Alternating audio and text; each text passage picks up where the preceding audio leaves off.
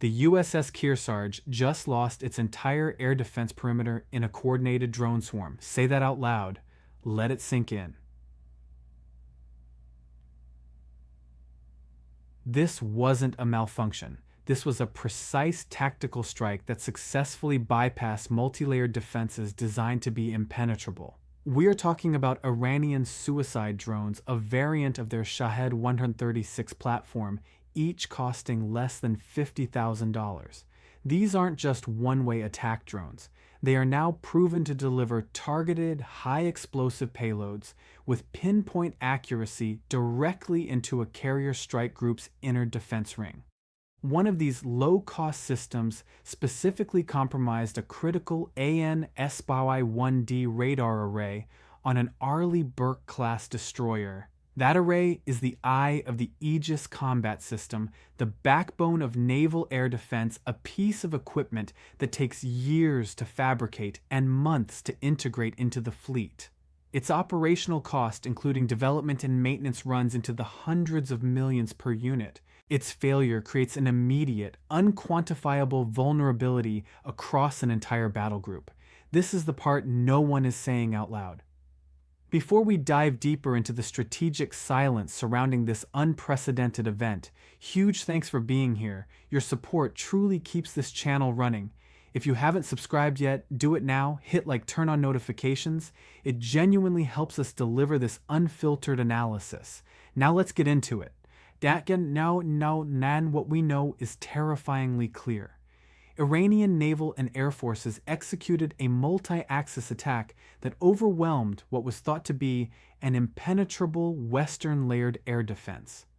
We know the drone swarms were complemented by a volley of anti-ship ballistic missiles that forced defensive systems to engage multiple threats simultaneously. We know that the specific operational failure of a Phalanx CIWS system on a U.S. Navy vessel allowed a low-altitude cruise missile to pass through unimpeded.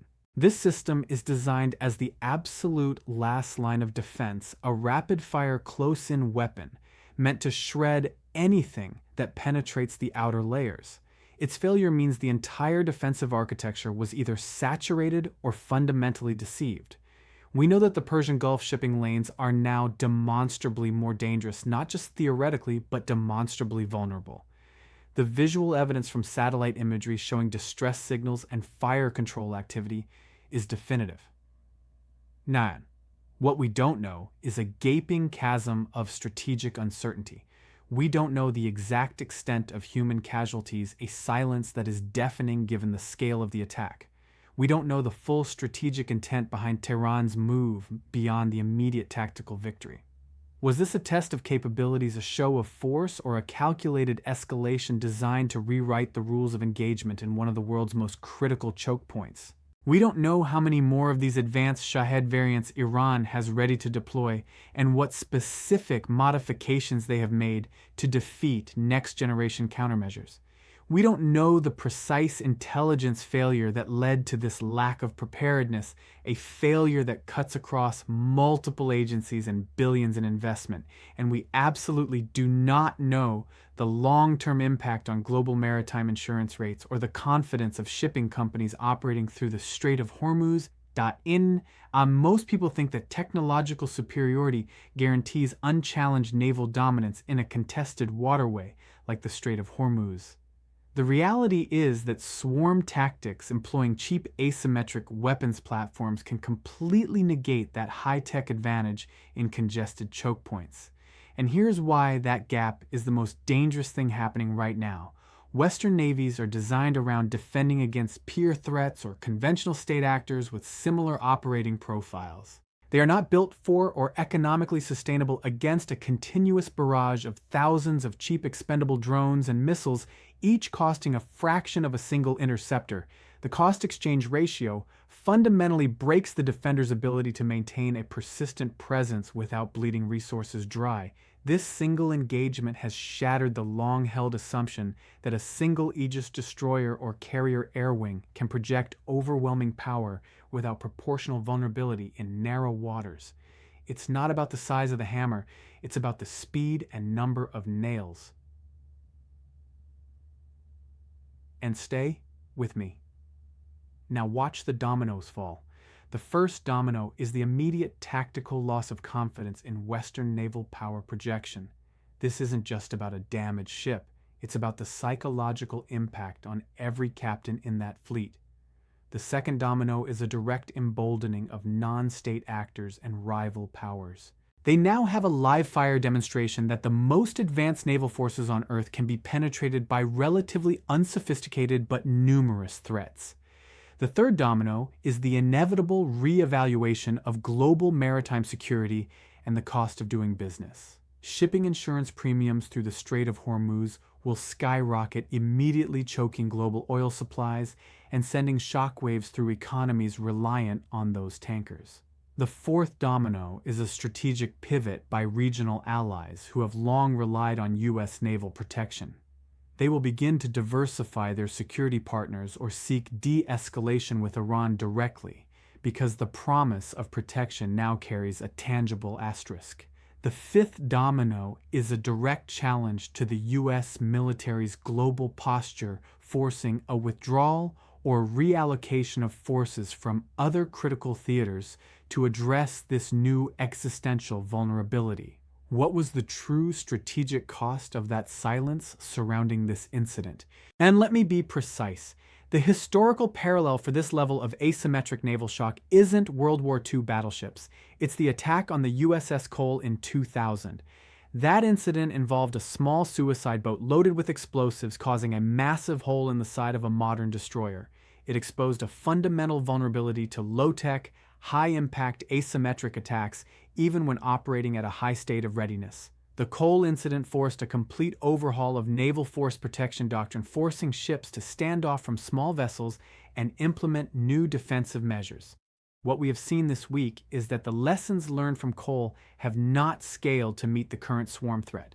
The mechanism is similar, a small, cheap platform delivering a disproportionate blow, but the scale of the threat has multiplied from one suicide boat to dozens of coordinated drones and missiles, operating simultaneously.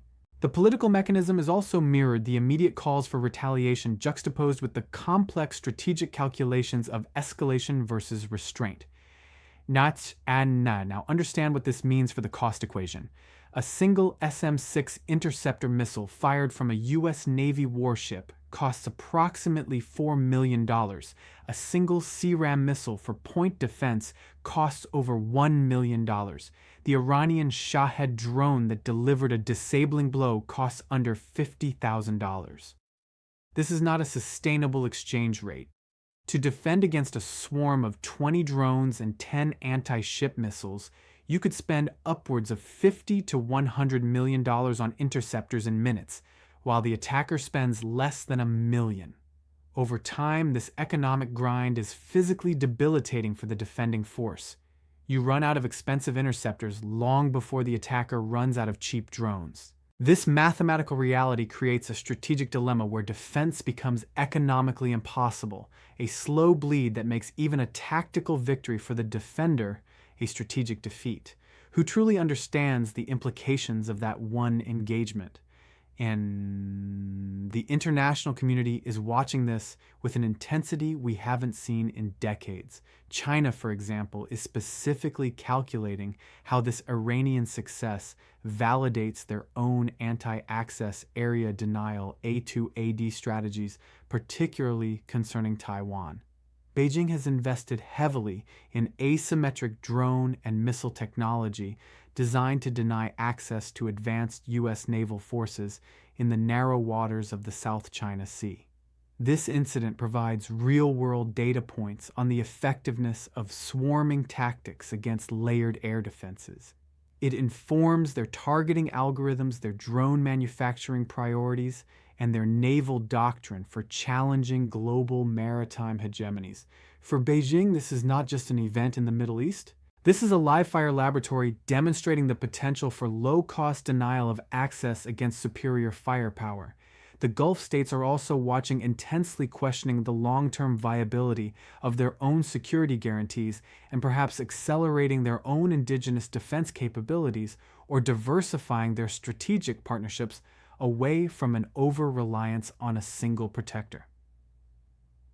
Here's what that tells you. There are two paths laid out after this Hormuz Blitz. Path 1 is an immediate, overwhelming retaliatory strike. The morning after would see global oil prices instantly surge past $150 a barrel as the Strait of Hormuz is rendered a war zone. The Iranian government would immediately rally its population around a narrative of national defense against an aggressor, solidifying their hardline stance and potentially sparking a wider regional conflict engulfing multiple proxy forces. American president would face immense pressure to address Congress on the human cost of a war that would likely drag on for years with no clear exit strategy. Alliances across Europe and Asia would be strained as they face the economic fallout and the risk of global instability. Enrichaugen Path 2 is a strategic de-escalation and a complete re-evaluation of naval doctrine. The morning after would involve intense back-channel diplomacy from Washington, trying to manage the narrative and prevent further Iranian aggression through economic pressure and multilateral negotiations. Oil prices would remain volatile but avoid the catastrophic spike of direct conflict. The Iranian government would declare a monumental victory to its people, demonstrating their ability to confront and deter the world's most powerful navy, changing the regional power balance forever. The American president would face intense domestic criticism for a perceived weakness and a failure to protect U.S. assets and personnel. Alliances would remain intact, but with a palpable sense of unease and a desperate need for a new defense paradigm that addresses the demonstrated vulnerabilities.